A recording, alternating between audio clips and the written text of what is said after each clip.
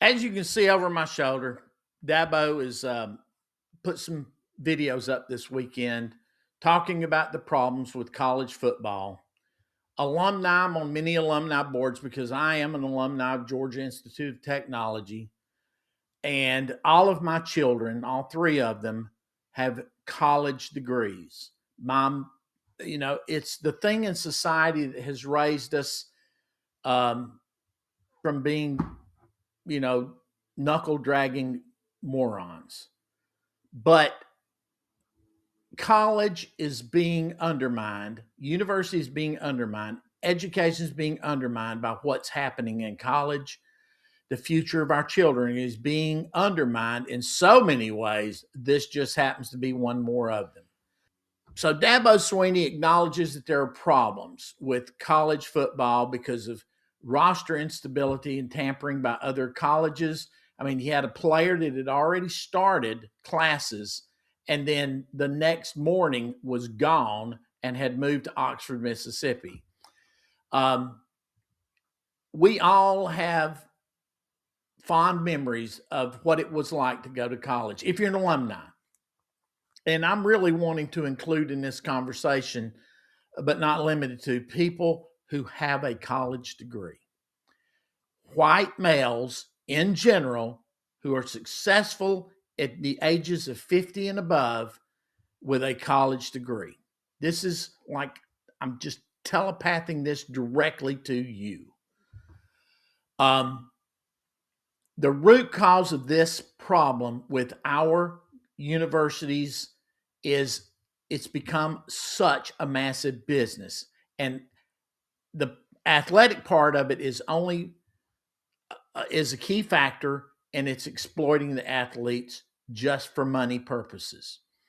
So he's reacting to the symptoms. He still doesn't get down to the true core disease. The core disease, I'll get to it in a minute.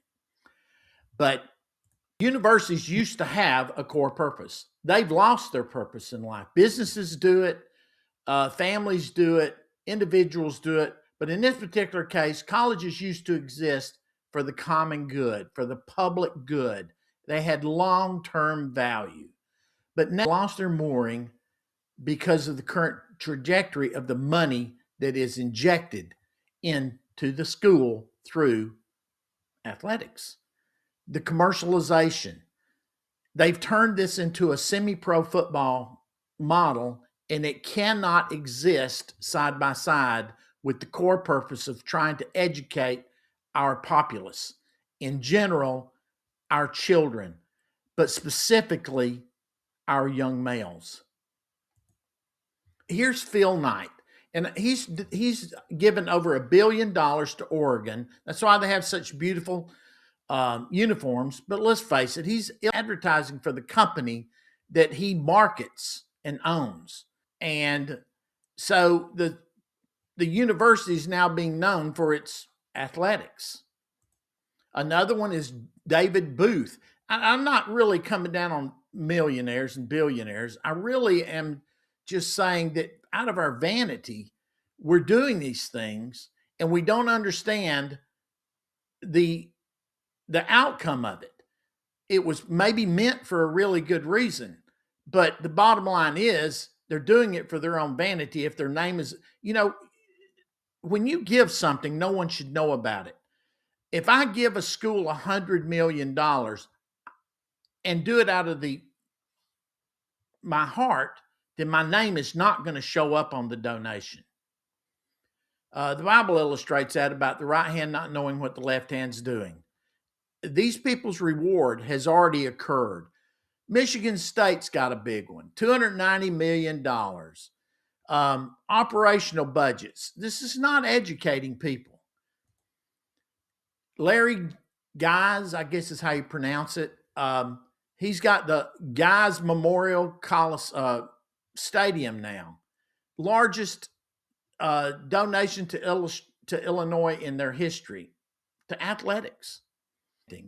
Schools aggressively monetize athleticism because, in part, it brings more people to the school. I can understand that, but they're not they're bringing in students that are not qualified to be there. What needs to happen is a separation, not a rollback. This is where Dabo is completely wrong. We need to go down a path, and I think the UFL presents that path of taking that 2% that he talks about and putting them in a professional development league. They don't need to be, for your vanity's sake, marketing your college.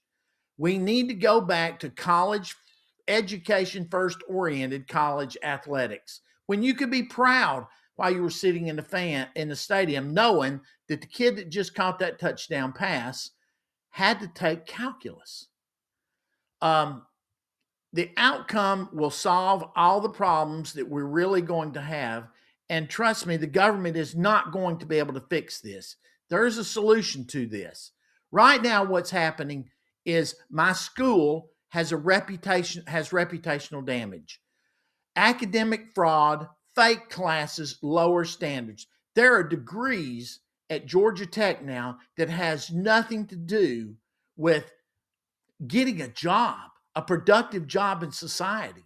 It is just there so that you can have an athlete pretend to go to classes, pretend to get an education, and when you've used him up 1 or 2 years, he's gone. Or maybe he chooses to go on himself on his own, but it doesn't matter. He's not there for the education.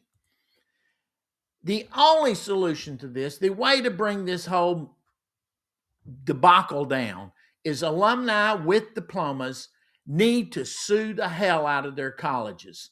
There's millions of us out there. Hell, some schools have millions of alumni. You need to sue Ohio State. You need to sue the University of Georgia. Georgia Tech alumni need to sue. Engineers, you need to sue Georgia Tech for what it's become. It is not only destroying the value of our diplomas, it is ruining the future for a majority of the kids that go there. And in my particular case, I'm extremely concerned about the young men that will be leading America in the future.